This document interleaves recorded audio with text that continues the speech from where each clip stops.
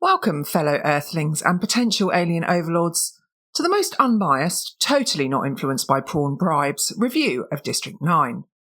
If you've ever wondered what would happen if a giant spaceship full of cat food-loving aliens decided to park over Johannesburg instead of, say, making a pit stop at Area 51, then do I have the movie for you.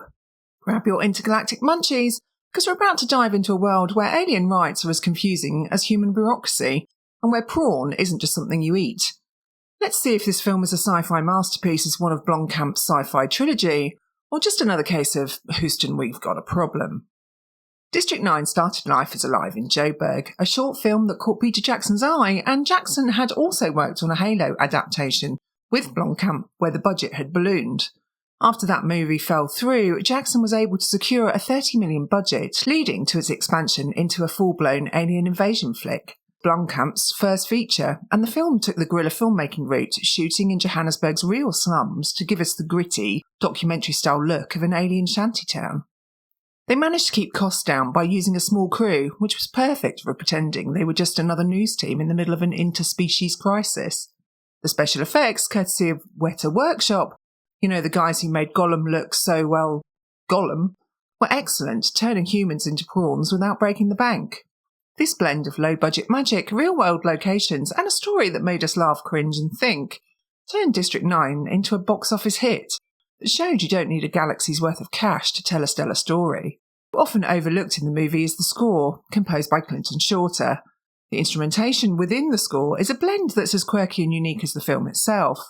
Shorter leaned heavily on electronic sounds and synthesizers to craft that otherworldly, almost documentary-like feel, which is perfect for a movie where aliens are just trying to live their best life in the slums. But he didn't stop there. He threw in some traditional orchestral elements, like strings and percussion, to ground the alien experience in human emotion. So what is District 9 all about? So, this is a world where aliens have been living among us for 20 years, not because they're cool or anything, but because their spaceship decided Johannesburg was the perfect spot for a space layover. The aliens, or prawns as the locals affectionately call them, have been stuck in a place charmingly named District 9, which is basically South Africa's version of an extraterrestrial refugee camp. Enter My name is Wikus van Merwe. A bureaucrat with the charisma of a wet sock, who's tasked with relocating these prawns to an even less appealing spot, because nothing says welcome to Earth like moving from one slum to another, slightly worse one. Wikus, with all the enthusiasm of someone whose job is to count paper clips, is actually there to evict the aliens with the help of a private military company that's all too eager to make a buck off of alien misery. The plot thickens when Wikus, in a moment of pure incompetence, accidentally sprays himself with some alien goo from mysterious canister. Now, he's not just the guy in charge of moving aliens, he's turning into one, which is the ultimate career change from governance stooge to interstellar outcast. His transformation is like if Kafka's Metamorphosis was set in Johannesburg with a dash of body horror. As Wikus starts to prawn out, he becomes public enemy number one, with the corporate baddies wanting to protect him for profit, and the government wanting to cover up the whole mess. He flees to District 9, where he teams up with Christopher Johnson, an alien with more brains than all of humanity combined, who's been secretly working on a plan to get back to his mothership. Together, they're like the odd couple of sci-fi, with Christopher promising Wikus a cure if he helps him get to his spaceship. What follows is a series of chases, explosions, and a bit of alien tech that would make any tech bro drool, all while Wikus is slowly losing his humanity, both physically and metaphorically. The climax involves a heist to reach the mothership, but not before Wikus has a chance to reflect on his life choices, realising that maybe aliens aren't so different from us after all, especially when it comes to wanting to go home. Christopher leaves with his son to find a solution, promising to return and help Wikus, who's now stuck in a partial transformation, living a life that's part human, part prawn, which is probably the weirdest thing on his LinkedIn profile. So who's in this thing? Well, Sharlto Copley is Wikus. In his first starring role, the bumbling government agent whose day job involves alien relocation, but suddenly turns into a part-time prawn. His transformation from human to alien is both horrifying and hilarious, making him the poster boy for worst day at work stories. Copley's performance is so convincing that you almost believe he's genuinely horrified by his new crustacean-like appendages. Jason Cope pulls double duty. Here, as Grey Bradnam, he's the voice of MNU, private military company with a heart as black as their ops. But his real star turn is Johnson, the prawn with a plan. Coates' portrayal of Christopher brings depth and sympathy to the alien, making him the intergalactic MacGyver we didn't know we needed. David James as Koobus Venter gives us a Koobus who's about as subtle as a sledgehammer. He's the human embodiment of shoot first, ask questions never. His character is the kind you love to hate, especially when he's chasing our prawn-transforming hero. Tanya van der Merwe, Wikus' wife, is played by Vanessa Hayward. She is the emotional anchor in this alien-infested storm. Manla Gadaka as Fundiswa Mulanga is brief but memorable. He's the Nigerian gang leader in District 9, adding a layer of human conflict to the alien-human saga. His character explores the darker side of human nature in this dystopian setting. Now, the rest of the cast, including smaller roles like those played by Natalie Bolt, John Sumner and Nick Blake, fill out the world of District 9 with authenticity, whether they're portraying journalists, scientists or the everyday Joburg citizen reacting to this alien debacle. So what about those underlying themes? District 9 is rich with themes that resonate with social, political and human issues, all wrapped in a sci-fi narrative that both entertaining, humorous and thought-provoking. And I'm going to start with cat food. Yes, cat food. Murder Kitty would never forgive me if I didn't. Had various scams going. One of them was the cat food scam. In the dystopian mess of District 9, where alien rights translates to right to eat our pets' leftovers, cat food isn't just dinner, it's diplomacy. Our hero Wikus goes from I'm allergic to aliens to I'm allergic to everything but cat food faster than you can say I didn't sign up for this. In a world where prawns outnumber the punchlines, cat food becomes the universal peace offering, the edible handshake between species, proving that when you're turning into an alien, culinary standards go out the airlock. At its core, District 9 is an allegory for apartheid, but instead of racial segregation, it's species segregation.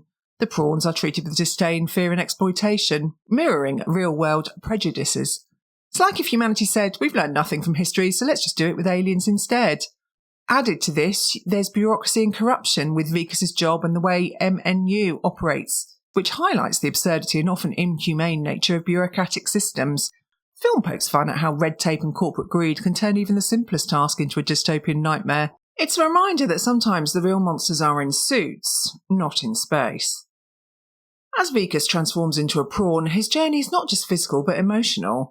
He starts from a place of ignorance and prejudice towards the aliens, but his transformation forces him to see the world from their perspective, literally and metaphorically. It's a classic case of walk a mile in someone's shoes, or in this case, become part alien. There's also a theme here about exploitation and resource scarcity. Aliens are not just unwanted neighbours, they're a resource to be exploited.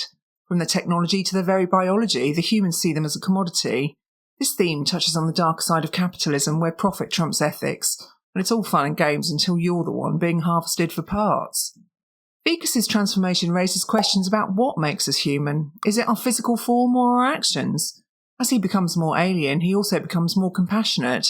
Thank you, boy, and go home. You have to make it. Don't make me go through all of this and not make it. Go now before I change my mind, man! Blurring the lines between the species. It's a satirical take on identity politics,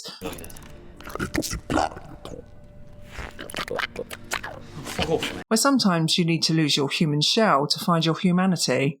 And despite the bleak setting, there's an undercurrent of hope through characters like Christopher Johnson, who never gives up on his mission to return home and save his people.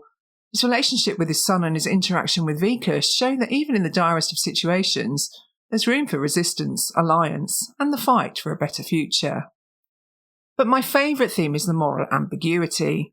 District 9 doesn't deal in black and white morality. The humans are not all villains, nor are the prawns all saints.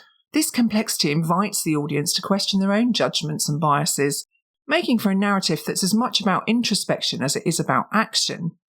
By couching these heavy themes in a sci-fi setting, District 9 manages to discuss serious issues without preaching, using humour, horror and heart to engage viewers in a dialogue about what it means to be human, what it means to be different, and how we treat the other when they're right in our backyard, or in this case, hovering over Johannesburg.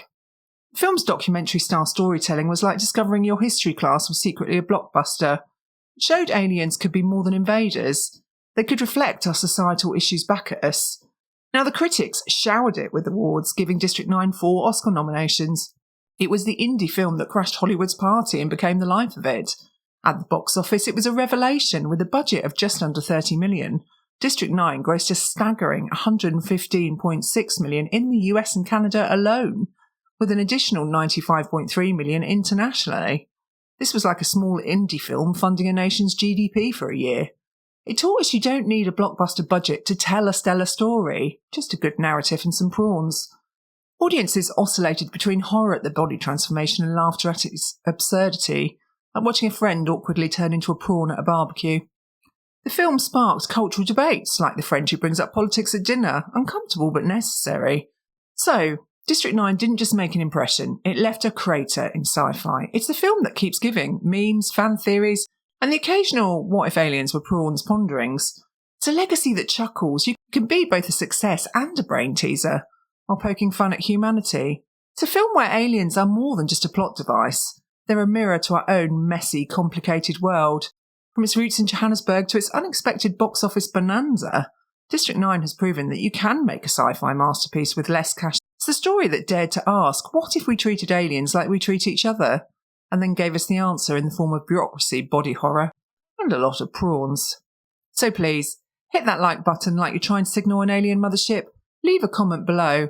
Tell me if you'd sign up for the prawn transformation, or if you've got a better plan for alien-human relations. And while you're at it, why not subscribe? Because who knows, the next video might just be the sequel you hope for, or at least some more satirical takes on humanity's greatest hits. Until then, keep your eyes on the skies and your heart open to the possibility that our next neighbour might just be a prawn with a plan.